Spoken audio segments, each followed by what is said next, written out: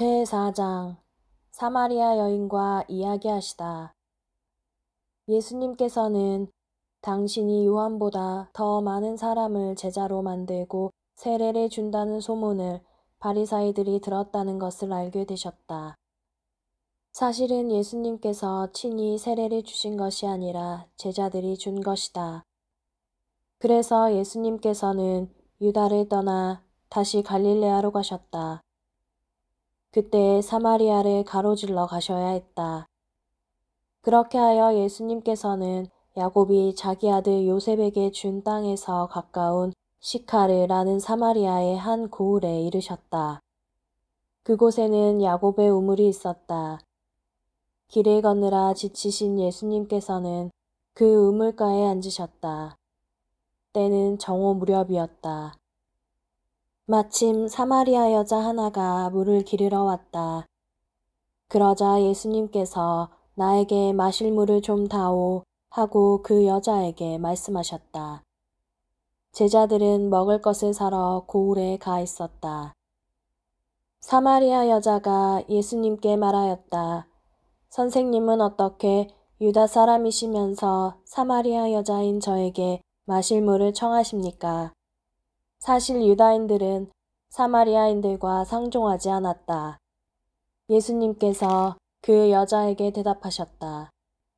내가 하느님의 선물을 알고 또 나에게 마실 물을 좀 다오 하고 너에게 말하는 이가 누구인지 알았더라면 오히려 내가 그에게 청하고 그는 너에게 생수를 주었을 것이다.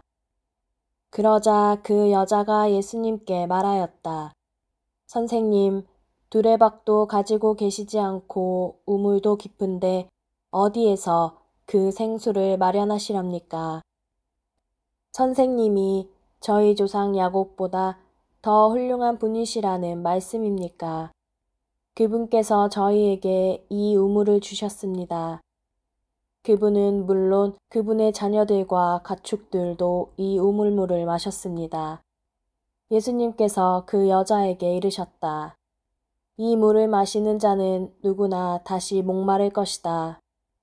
그러나 내가 주는 물을 마시는 사람은 영원히 목마르지 않을 것이다.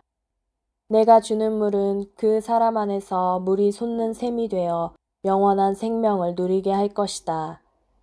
그러자 그 여자가 예수님께 말하였다. 선생님, 그 물을 저에게 주십시오. 그러면 제가 목마르지도 않고 또 물을 기르러 이리 나오지 않아도 되겠습니다. 예수님께서 그 여자에게 가서 내 남편을 불러 이리 함께 오너라 하고 말씀하셨다. 그 여자가 저는 남편이 없습니다 하고 대답하자 예수님께서 말씀하셨다. 저는 남편이 없습니다 한 것은 맞는 말이다. 너는 남편이 5이나 있었지만 지금 함께 사는 남자도 남편이 아니니 너는 바른 대로 말하였다. 여자가 예수님께 말하였다. 선생님, 이제 보니 선생님은 예언자시군요. 저희 조상들은 이 산에서 예배를 드렸습니다. 그런데 선생님네는 예배를 드려야 하는 곳이 예루살렘에 있다고 말합니다. 예수님께서 그 여자에게 말씀하셨다. 여인아, 내 말을 믿어라. 너희가 이 산도 아니고 예루살렘도 아닌 곳에서 아버지께 예배를 드릴 때가 온다. 너희는 알지도 못하는 분께 예배를 드리지만 우리는 우리가 아는 분께 예배를 드린다. 구원은 유다인들에게서 오기 때문이다. 그러나 진실한 예배자들이 영과 진리 안에서 아버지께 예배를 드릴 때가 온다. 지금이 바로 그때다. 사실 아버지께서는 이렇게 예배를 드리는 이들을 찾으신다. 하느님은 영이시다. 그러므로 그분께 예배를 드리는 이는 영과 진리 안에서 예배를 드려야 한다. 그 여자가 예수님께 저는 그리스도라고도 하는 메시아께서 오신다는 것을 압니다. 그분께서 오시면 우리에게 모든 것을 알려주시겠지요 하였다. 그러자 예수님께서 그 여자에게 말씀하셨다. 너와 말하고 있는 내가 바로 그 사람이다. 바로 그때 제자들이 돌아와 예수님께서 여자와 이야기하시는 것을 보고 놀랐다. 그러나 아무도 무엇을 찾고 계십니까?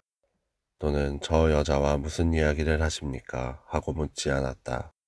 그 여자는 물동이를 버려두고 거울로 가서 사람들에게 말하였다. 제가 한 일을 모두 알아맞힌 사람이 있습니다. 와서 보십시오. 그분이 그리스도가 아니실까요? 그리하여 그들이 고울에서 나와 예수님께 모여왔다. 그러는 동안 제자들은 예수님께 스승님 잡수십시오 하고 권하였다. 그러나 예수님께서 나에게는 너희가 모르는 먹을 양식이 있다 하시자 제자들은 서로 누가 스승님께 잡수실 것을 갖다 드리기라도 하였다는 말인가 하고 말하였다. 예수님께서 다시 그들에게 말씀하셨다.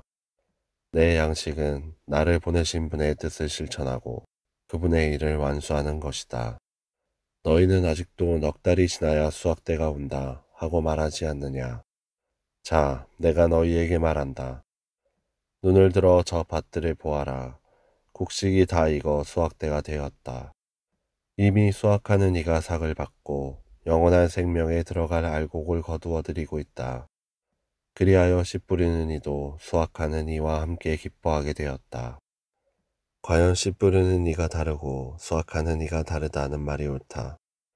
나는 너희가 애쓰지 않은 것을 수확하라고 너희를 보냈다. 사실 수고는 다른 이들이 하였는데 너희가 그 수고의 열매를 거두는 것이다. 그 고을에 사는 많은 사마리아인들이 예수님을 믿게 되었다. 그 여자가 저분은 제가 한 일을 모두 알아맞혔습니다 하고 증언하는 말을 하였기 때문이다. 이 사마리아인들이 예수님께 와서 자기들과 함께 머무르시기를 청하자 그분께서는 거기에서 이틀을 머무르셨다. 그리하여 더 많은 사람이 그분의 말씀을 듣고 믿게 되었다. 그들이 그 여자에게 말하였다. 우리가 믿는 것은 이제 당신이 한 말 때문이 아니오. 우리가 직접 듣고 이분께서 참으로 세상의 구원자이심을 알게 되었소. 왕실 관리의 아들을 살리시다. 이틀 뒤에 예수님께서는 그곳을 떠나 갈릴레아로 가셨다. 예수님께서는 친히 예언자는 자기 고향에서 존경을 받지 못한다고 증언하신 적이 있다. 예수님께서 갈릴레아에 가시자 갈릴레아 사람들이 그분을 맞아들였다. 그들도 축제를 지내러 예루살렘에 갔다가 예수님께서 축제 때 그곳에서 하신 모든 일을 보았기 때문이다. 예수님께서는 물을 포도주로 만드신 적이 있는 갈릴레아 카나로 다시 가셨다. 거기에 왕실 관리가 한 사람 있었는데 그의 아들이 카파르나움에서 알아 누워 있었다. 그는 예수님께서 유다를 떠나 갈릴레아에 오셨다는 말을 듣고 예수님을 찾아와 자기 아들이 죽게 되었으니 카파르나움으로 내려가시어 아들을 고쳐 주십사고 청하였다. 예수님께서는 그에게 이르셨다. 너희는 표징과 이적을 보지 않으면 믿지 않을 것이다.